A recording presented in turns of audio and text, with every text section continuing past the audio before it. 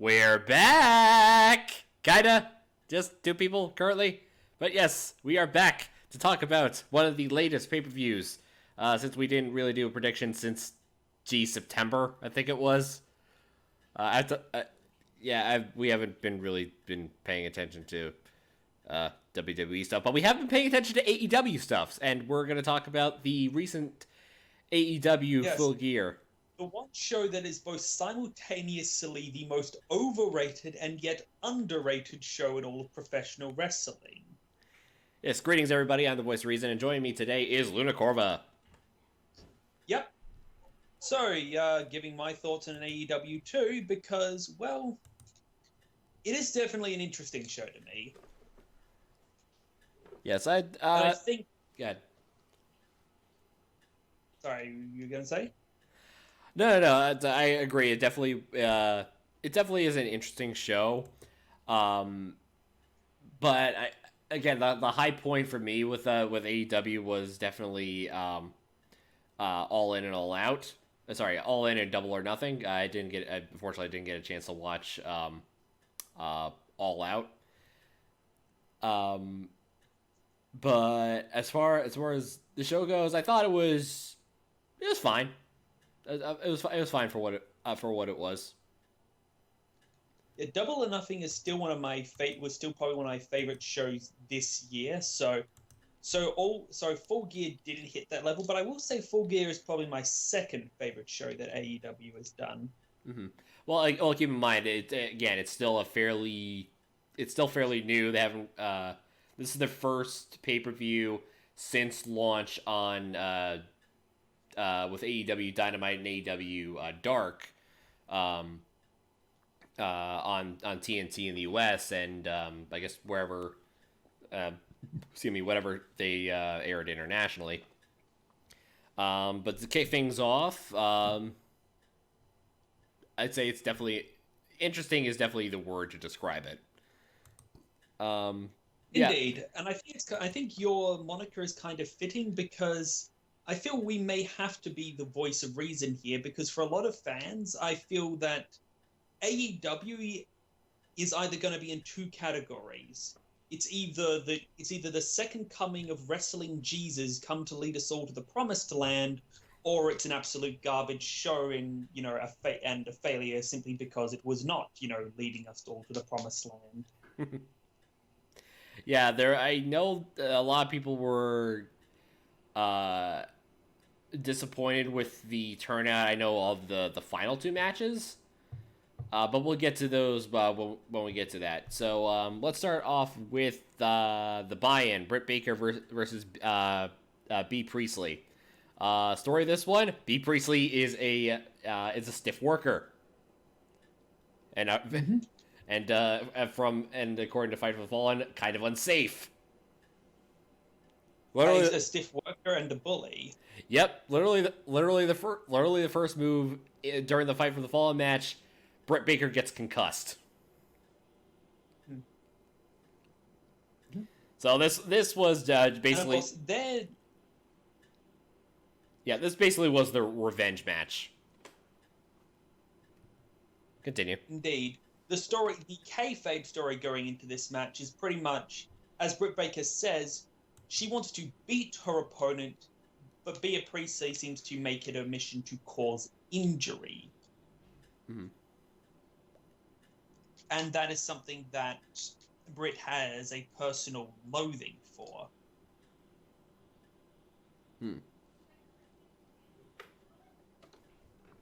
So, sorry. So this match was the pre-show. Basically the pre-show. We saw it on the AEW's YouTube channel. Overall, so I think a solid start to kick things off. Yeah, it was a decent match. Nothing too much to comment on it there, other than it was okay. And unfortunately, that might be a recurring trend for the first couple of matches. AEW definitely picks up later on, but for the first hour or so, it's really more of it's okay. Mm-hmm. That many two. Can't really think of any memorable spots on the top of my head. with this match. But Britt Baker gets the win in this one. I think the right person won in this one. Indeed. All right. After this was tag match. Sorry. Then again, you have Bea Priestley win, and you establish a nemesis and a thorn in Britt Baker's side. So, like, I like Britt Baker, but I could also see merit in Bea Priestley win. I'm not going to say it's a mistake that she didn't win. I'm just saying, I could praise him for having Bea win. I could praise him for having Britt win. So neither one, I would say, is automatically the right or wrong choice. Okay, then to kick things off in the main pay-per-view, Santana and Ortiz versus the Young Bucks. This is the first match in the feud between the Elite versus the Inner Circle.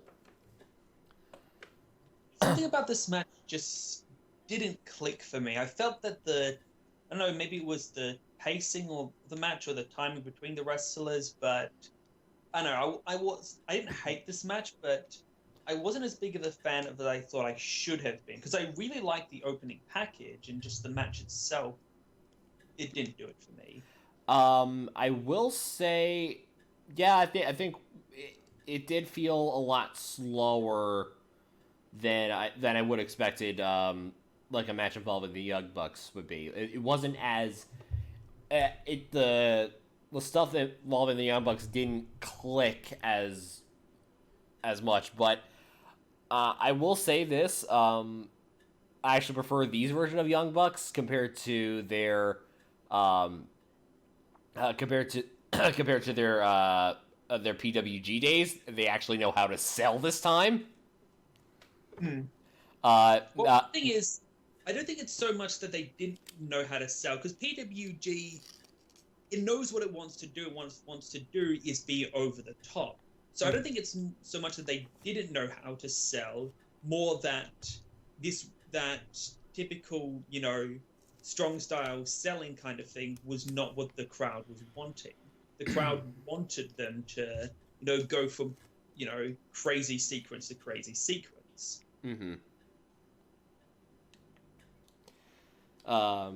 Yeah, there was a lot of in this match. Nick Jackson selling the leg injury. There was a very brutal spot where Nick he accidentally hits the ring post. Oh God, yeah, I feel like. And I just think it's like, okay, I know that was clearly a planned spot, but how do you not actually break your shin doing that? I know I've injured my shin just walking into a door frame, and it hurts like hell. I know. They must have put in a lot of padding, in their ring gear just to lessen the blow, because God damn it, I could Yeah, lessen being the key word, because that would still hurt like a bitch. Yeah. It's pretty much wrestling in a nutshell. You can lessen the injury, it still hurts. Yeah, not fun. Santana Ortiz come out with a win off the Street Sweep. That's the name of their blockbuster powerbomb move. Yep, they get the win. Score one for the Inner Circle. Speaking of which, Excalibur, great commentator, but he kept calling the fall away slam the blockbuster. Those are two very different moves. Yeah, fall away slam is literally just throwing the guy over your head. Blockbuster is a forward neck breaker off the top turnbuckle. Yeah. Which was known to me from playing the W video games as the Overcast or Overcastle. Ah. Yes, I learned that from WCW. That was Buff Bagwell's finisher. Oh, interesting. Yeah. But because the Blockbuster always seemed like a very, a more high-flying finisher, and Buff Bagwell did not seem the type. But, But then again, Scott Steiner invented the Frankensteiner, and that doesn't. And Scott Steiner does not seem like the kind of person who would be doing Frankensteiners. Early days Scott Steiner. Yes. Anyway, next match. Speaking of high flying, Hangman Adam Page versus Pac. Mm-hmm. Or Park, or however you're supposed to pronounce it. Mm-hmm.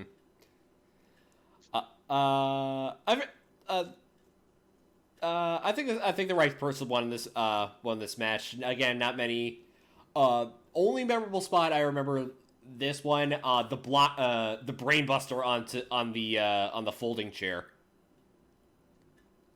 Yeah, I actually think this was one of my favorite matches of the night. I quite enjoyed this match. I mean, Park and Page, they work a good style for each other, and I've really turned a corner on Page ever since his match with Jay White back in 2018. Mm. But that was the match that actually made me interested in Page, so he's a good worker. Yeah. Though, as for who won, someone actually pointed out a potential pitfall that AEW might have fallen into.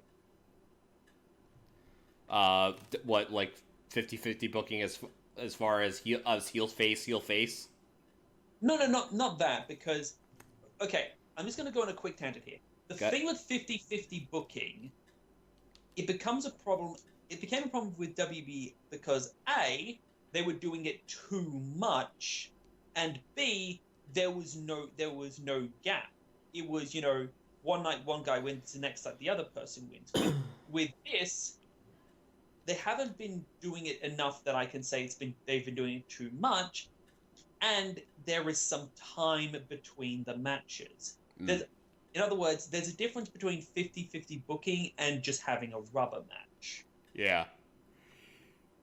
No, the pitfall comes down to their, wins and losses matter thing. At this point, Adam Page is, I think, the highest ranked person in the roster in terms of wins and losses, so he should become the number one contender. But if you do that, you're having the Jericho versus Adam Page rematch too soon. But if you don't do that, you're betraying your own wins and losses matter philosophy. So what do? You're kind of in a rock and a hard place. So I have a theory of what they might actually do with that. What might they do? Okay, here's what I'm thinking. Adam Page is officially, the person who's number one on the list, and then John Moxley's like, "Hey, screw you! I have beaten more people than you have, and I've beaten more high-profile people than you have.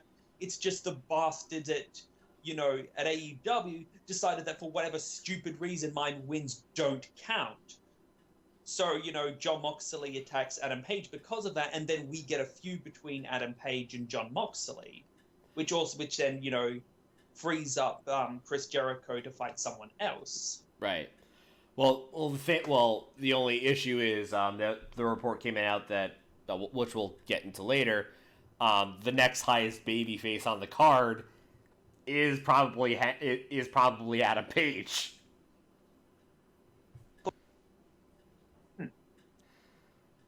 Which we'll get to why that is later.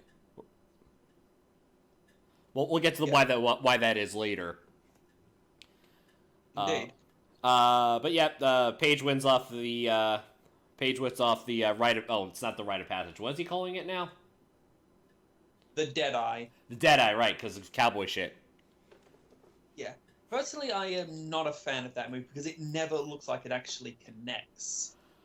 I like other stuff in his arsenal, like the way he uses shooting star presses is great. The buckshot Lariat is a cool move, but yeah, I'm not high on the rite of passage. Oh, sorry, I'm not high on the Deadeye. I'm all right with it, because of the match he had at All In against Joey Janela when he did it off the top of a ladder into a table. True, but I think it's one of those things where it's kind of like the AA. It's only good if you do it in a certain circumstance. And in that case, is it really good for it to look cool, you have to do it off of a ladder? I mean, any move will look cool if you do it off of a ladder. Yeah. Well, the other thing is the Deadeye. unlike say it's like I said, I mentioned it's a reverse tombstone. The only issue compared to like the regular tombstone pile driver is that there's a lot less control. You have to trust that your opponent is in the right spot behind you. Compared to like you're able to hold the guy in front of you, make sure the guy is like dropped, like you're like the head is perfectly in between your knees as you drop down. But anyway, next match on the card: Shawn Spears with Tully Blanchard versus Joey Janela, aka the guy who took the rite of passage off the top of the ladder into a table. I mean, this match was kind of filler for me. Not that much heat between with Shawn Spears, and definitely not much stuff with Joey Janela that interests me. Not really much going on. It's weird seeing Shawn Spears. It's weird seeing Shawn Spears as a heel, because I'm so used to be. To be fair, he debuted as a heel. Like the whole point of his back when he was Ty Dillinger, the whole point of his 10 gimmick was, unlike what WWE might tell you, it was not him just flashing his hand and going 10 all the time. The idea was he considered himself to be the best wrestler in the roster, a perfect 10. It was meant to be a heel gimmick. He just got over because he could actually back up what he was saying. Right. Yeah, I remember that. One of the first matches he had that I watched was the first NXT TakeOver Brooklyn, where he fought, I think it was either Samoa Joe or Bobby Roode, one of the two. It was Apollo Crews. Oh right, Apollo Crews. Yes. Apollo Crews' debut opponent. And the funny thing is, though, his first takeover match was actually at our Evolution against Baron Corbin. At that time, he was a decent tag team wrestler with Jason Jordan, but other than that, he was more or less a jobber. So he was just another of Baron's many squash victims at the time. Right. But yeah, not much to this match. I did see Tully Blanchard get in on the tandem pile driver, but that's about it. Yeah, that was a cool spot, I'd say. Mm-hmm. Although not as impressive as one of the members of the Rock and Roll Express doing a suicide dive on Santana Ortiz. Oh no, better than that. One of the members of the Rock and Roll Express, a guy who is, what is he, 80 years old now? No, it's like his 60s, yeah. Either way, he hit a freaking Canadian destroyer. I mean, with a little bit of help, but yeah. Even so, it's like, that is still fucking impressive. Like, rock and roll will never die. Unlike disco, which is dead forever. Poor Disco Inferno. Anyway, yes. Anyway, moving on to the next match. For the World Tag Team Championship, SCU defending against the Lucha Bros and Private Party.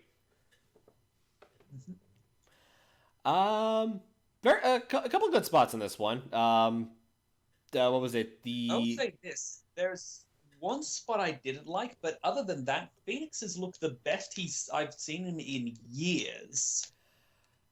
Yeah, Phoenix was definitely, I'd probably say, was the MVP this match. Phoenix is one of those guys, his typical moveset isn't all that spectacular.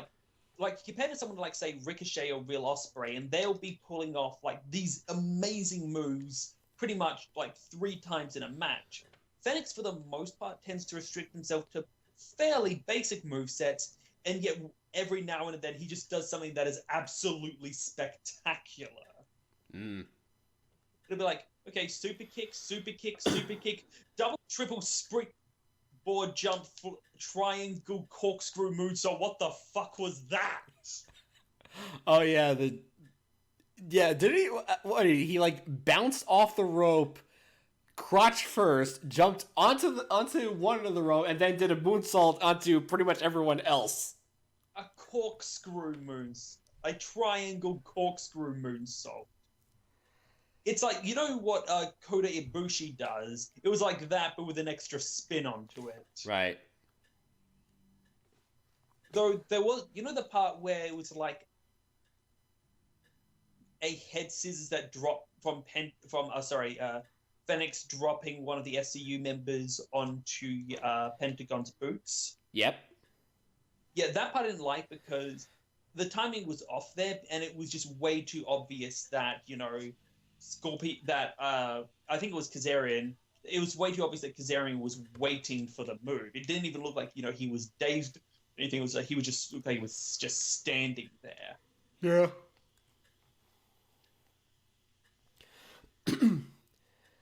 But yeah, trying to remember like any memorable spots that Private Party had.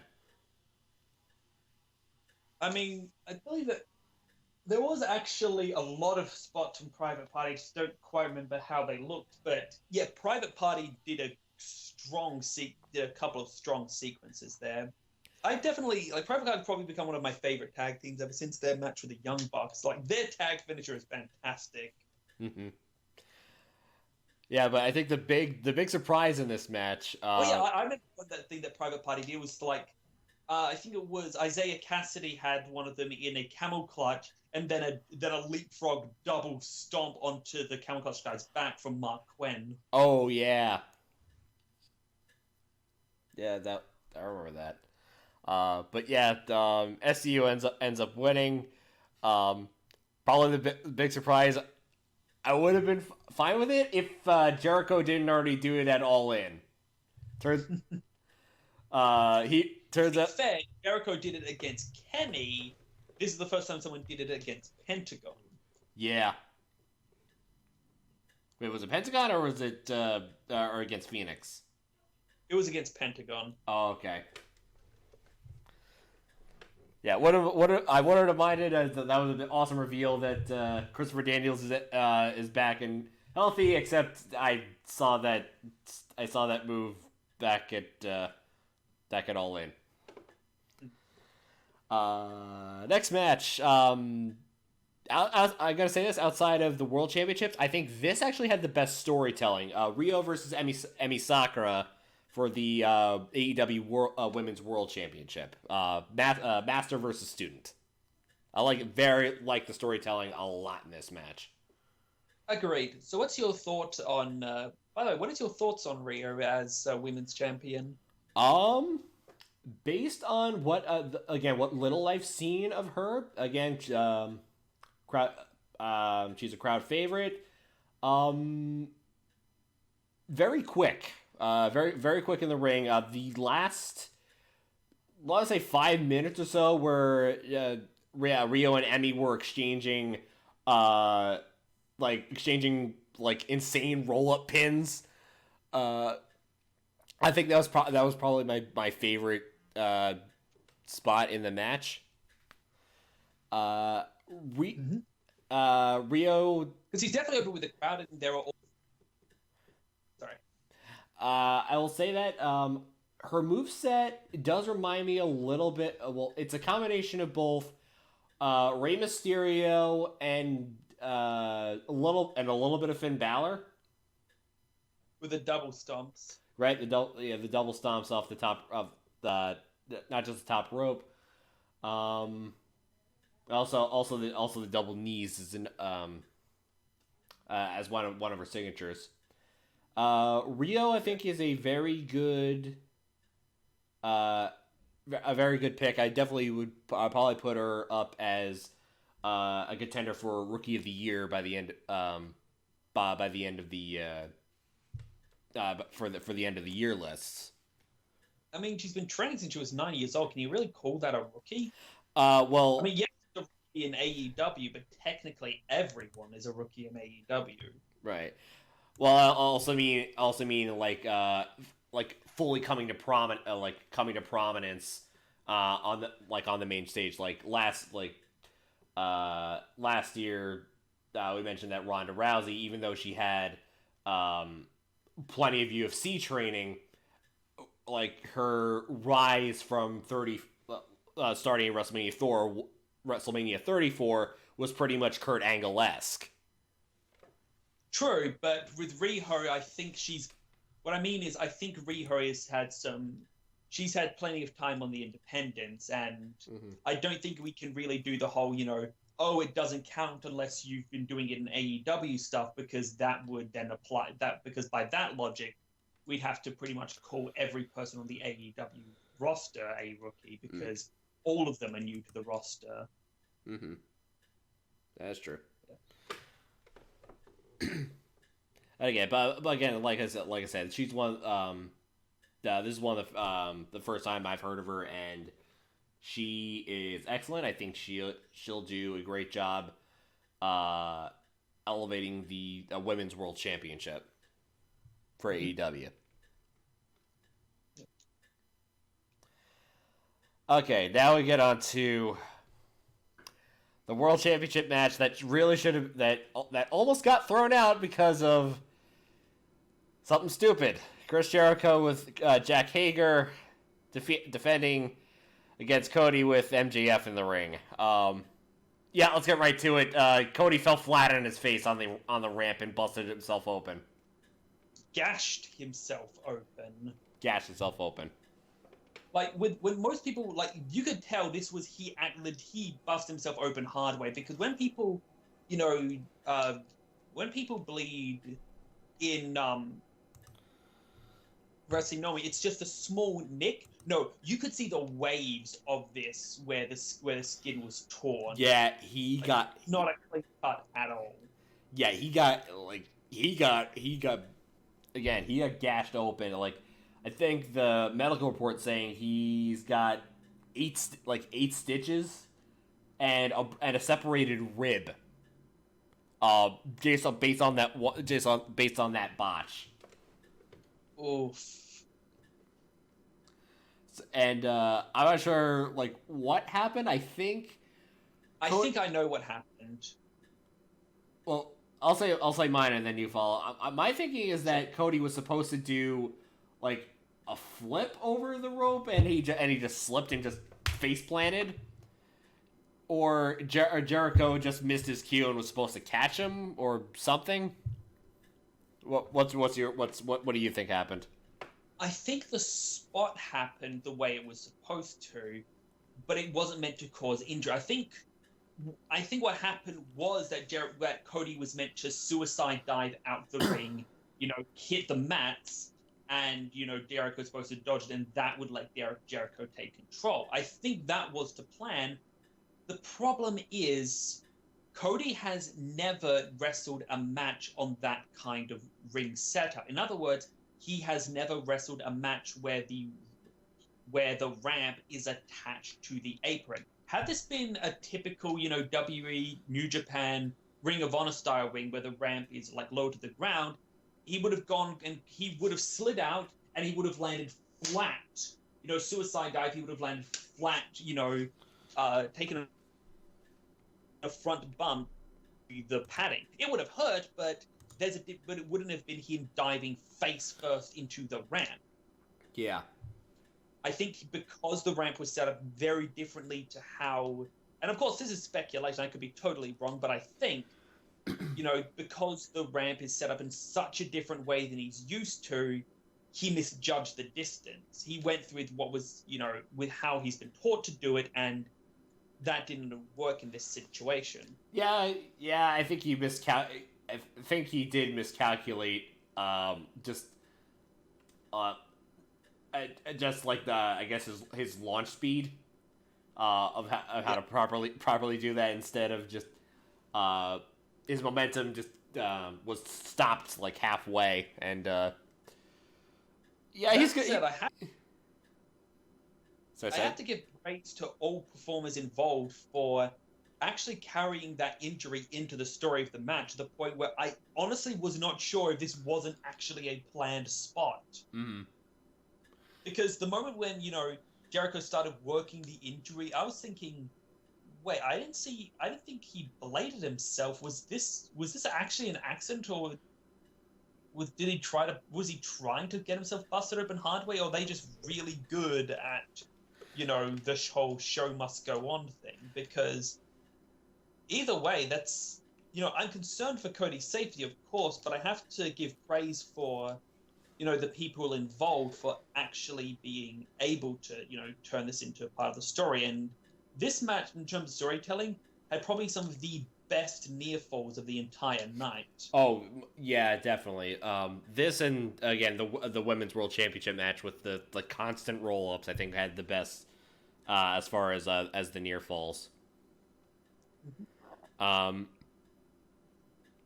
But yeah, like it's a testament to how good Chris Jericho is as as a performer when he sees when like whenever there's like a moment like a moment in the ring that doesn't go according to plan, he will quickly improvise. A good example of this when the 2016 when he was wrestling Pac back in WWE, aka when he was Neville. Adrian Neville. Yeah. Adrian Neville. We shall not honor Vince McMahon's hatred of surnames. Adrian Neville, when he screwed up a baseball slide and basically shattered his shin. He basically had to disqualify himself so that way Adrian Neville had to would get the win via disqualification. But at the same time, I remember apparently like he had yelled at the referee, "He's hurt, you idiot!" Yeah. Yeah, when you saw in the replay, like the baseball slide, his leg dug into the mat, and you saw the break in his shin. It was not pretty, but Jericho he's a trooper. He's a player. He always he can work in a story based on like what happens in the ring. He's a great improviser. Interestingly enough, that's actually something that Jay White does really well as well. He's really good at being able to take something that happens out of kayfabe and turn it into part of the story. Mm-hmm.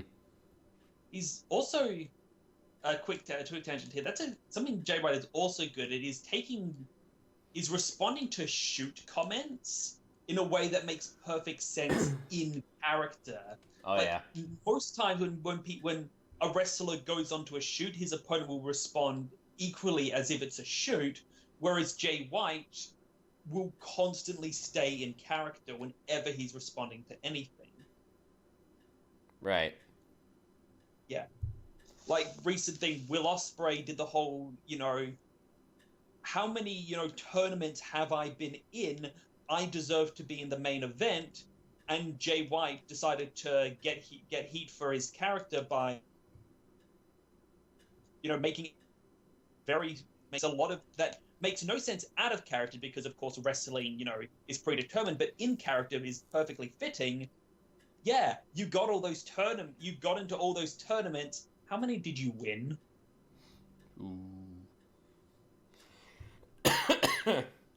Point one for White. But anyway, yes. In a match, Jericho wins off the Lion Tamer.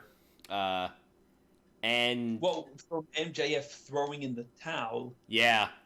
Although honestly, I think either way, Cody would have lost. He probably would have either tapped out for real, or MJF would have thrown the towel just based on the injury alone, especially to his ribs being stretched out. Yeah. And then MJF turned on him. What do you think of this? Because I'm kind of mixed on my feelings about the turn. I don't know. I probably am also mixed. On the one hand, MJF is a natural heel. He reminds me a lot of The Miz and like Jericho during his list of Jericho days back back in 2016. But on the other hand, it sort of makes Cody's Cody's group and his bonds kind of weak.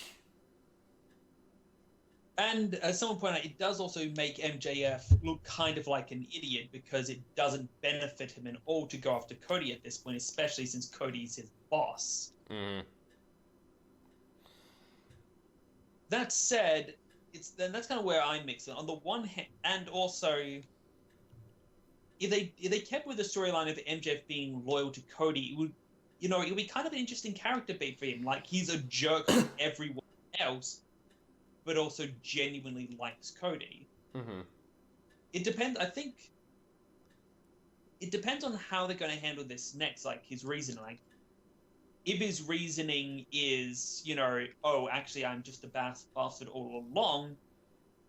I'm gonna kind of be not quite as interested.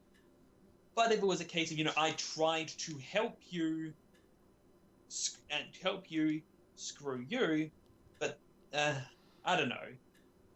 Mm. It seemed, in this case, almost like they did it for the sake of a twist. Yeah, well, even though we already had like one twist with Christopher Daniels coming back and beating up Pentagon. I don't think we really needed another heel turn. Yeah, I mean, to be honest, it wasn't so much a heel turn as in more like MJF turned face by throwing in the towel and showing genuine concern for Cody, and then he turned heel again. It's almost like, no, MJF does actually have a good side. Oh wait, no, he doesn't. You seen Red's video, overly sarcastic's video on plot twists? I don't think I have. The way she talks about plot twists, and one of the things she talks about is a flawed plot twist is often not as good as the outcome isn't as interesting as the outcome if they hadn't have done the twist. Like MJF being, a jackass, but who is loyal to Cody, for my money, is a lot more interesting than just he's a jackass. And at the same time, it's nowhere near as clever as the writer seems to think it is. Mm. It's like, the only way I can think the reason I can think for them doing this is haha, we fooled you. And it's like, no, you really didn't. You just more disappointed us. I mean, it did get heat, so there's that. Yeah. It just, I don't know, the way it was done, the way it was done and the timing just feels off to me. Like, you could have made it work if it had been a case of, Cody had shoved MJF down and it's been like, you screwed me out of my win. Then MJF had attacked him. Mm-hmm.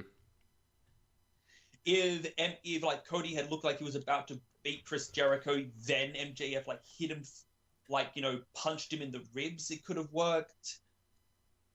But the way they did, it's upset and then suddenly smiling. It just feels like a switch flip in the character. And not they snapped. It was more, and now I am a bad guy now. Mm-hmm. Yeah, so we'll probably find out on either Dark or Dynamite this coming Tuesday or Wednesday. But now we'll get to the final match, the unsanctioned lights out match between Jon Moxley and Kenny Omega. As someone who hasn't really watched ECW or CZW, this was uncomfortable to sit through. I've seen worse. I saw the Hell of War match. This match, actually, honestly, nowhere near as intense as that match. Yeah. Well, I'll like say I'm glad they didn't bring out light tubes, because that for a number of reasons. One, falling on light tubes is very dangerous. Well, it's only one thing. Falling on light tubes is very dangerous for a number of reasons. One is the glass. Two is the mercury that's in those light tubes. So, thankfully they didn't break that out. But the broken glass that Moxley brought out, just like I actually would have preferred which Kenny then force fed him. Yeah, but as someone pointed out, like they were getting dragged through the glass, and they really were not leaving anywhere near as much blood as they should have been. So it's quite possible the glass was fake. Yeah, but at that point, I probably would have preferred the thumbtacks. It just it was a very purposefully bloody match, unlike the World Championship. Yeah. All the thing is, as people like Jimmy Havoc have pointed out, in a way, like that style of wrestling looks uncomfortable to us, but it's actually probably one of the safest ways you can work. Because, you miss a suicide dive, you're getting a rib broken. Mm-hmm. You botch a power bomb and you could concuss someone. You fall onto you get hit with a barbed wire. You get hit with barbed wire. It hurts, but ultimately it's surface damage. You'll leave some scarring, but it's not going to cause injury. Yeah, I know when they brought out both the wire bat as well as the wire broom, I at least those spots, both Kenny and John had control of, how deep they want to dig into their opponent. Same thing with the screwdriver spot when they were on the ramp. The only spots where they most likely, they've probably the bombs are probably short enough to make sure that they're digging into the skin but not the muscle. Mm-hmm. Yeah, and because the spot where they did with the barbed wire netting, the suplex spot, that was probably outside of falling into the broken glass. That probably was the scariest spot. One of the scariest spot for me was the Phoenix splash that Kenny did onto the wood. Oh yeah, yeah. That was nasty. Mm-hmm.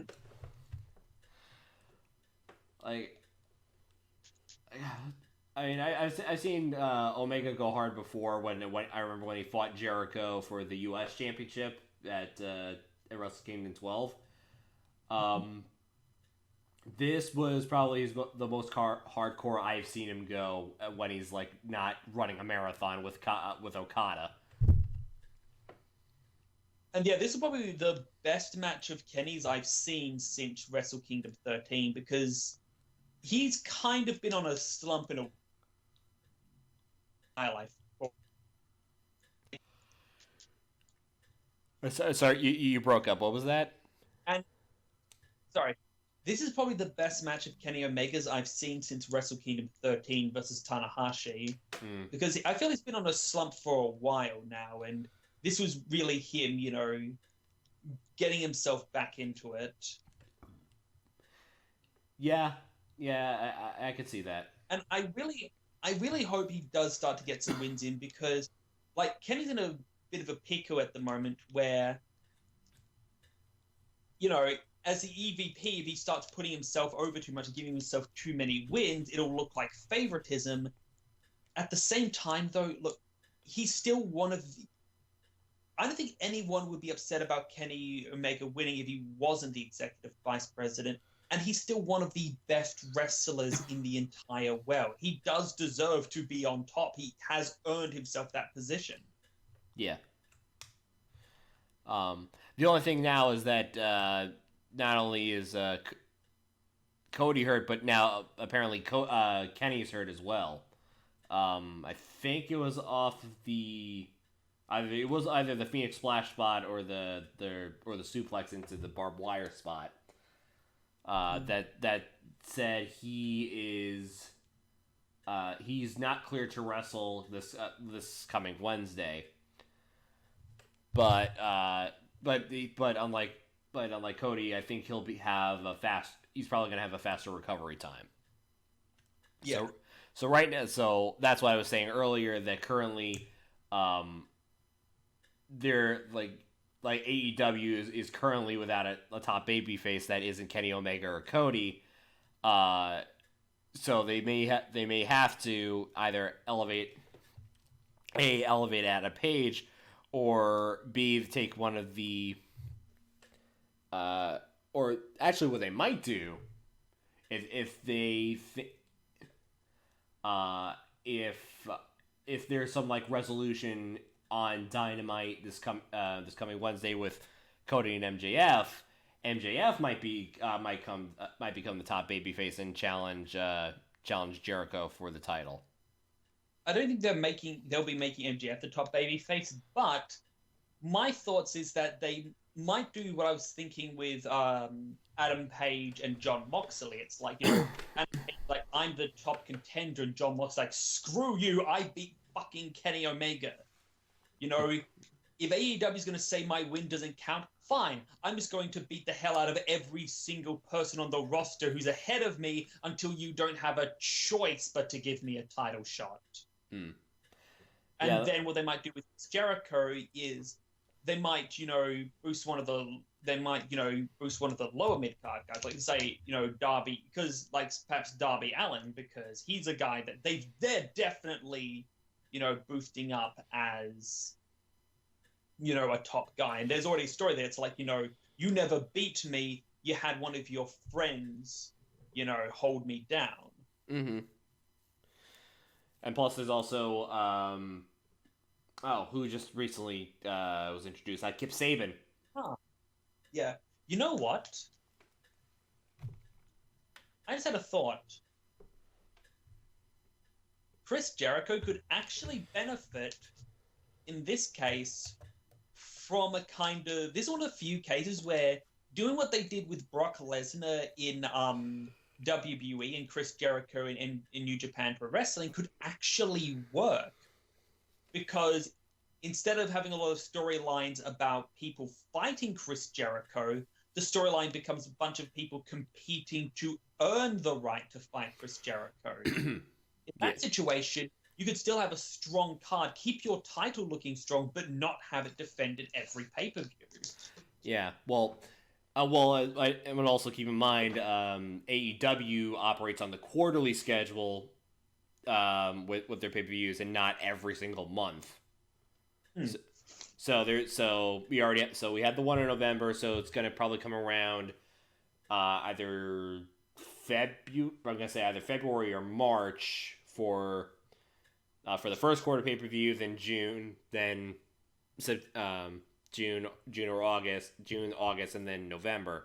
So we'll see how that goes. But Jon Moxley. As for this match, Moxley wins off the not Dirty Deeds. What is he calling it now? Paradigm Shift, or Death Rider if he's doing it in Japan. The Paradigm Shift. I've got to say this. The Cody's group is currently in trouble when the only person of his group to elevate is Hangman. Mm-hmm. So curious to see where the story goes for that concerning the dominance of the Inner Circle. Speaking of which, I've heard people say that there was no reason for this match to be a death match, and I disagree. For me, the reason for it being a death match makes perfect sense for the characters involved, because Kenny Omega, he's an extremely proud and competitive person. He always wants to, he likes to try to beat people at their own game. He wanted to be like, hey, Jon Moxley, you think you're the best at deathmatch? John Moxley, you couldn't touch me in a wrestling match. I want an actual challenge. I want to beat you at a death match. I want to beat you at your best. And John Moxley is like, so me beating Kenny Omega's not. So the match isn't going to count even if I beat Kenny. Fine. I'm gonna vent all of my frustrations on here. Like, that was literally the story he told himself. My match doesn't count. Fine. Everything that happens to Kenny Omega now is going to be on your head. Mm-hmm.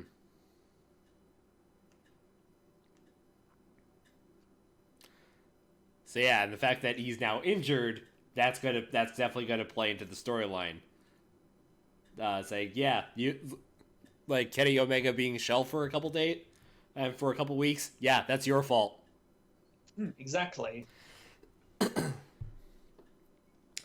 Yeah, overall, I think that as the first pay-per-view to coincide with AEW Dynamite, this was pretty good. Not great, but it was pretty good.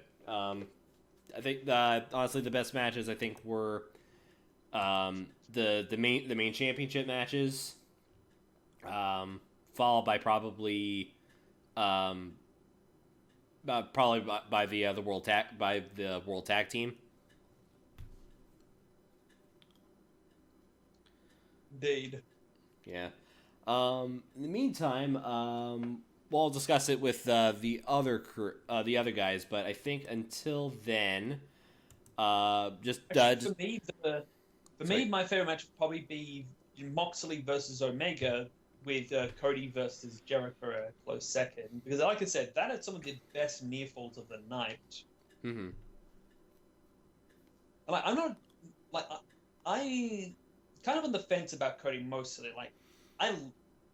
He's okay for me, but I'm not a big Cody fan. I know, there are some people I know who absolutely despise Cody.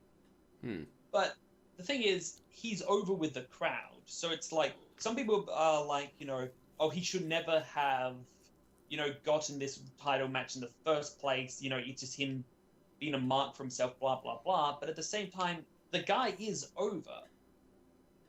I think it's fair to book yourself, in a world title match if you are actually a person who's getting over with the crowd or getting heat with the crowd. Yep. Yes. Yes. But until then, we will hopefully see you next time for either Survivor Series or NXT Takeover War Games. Mm-hmm. Okay. Until then, Voice of Reason and Lunacorva signing out. Yeah.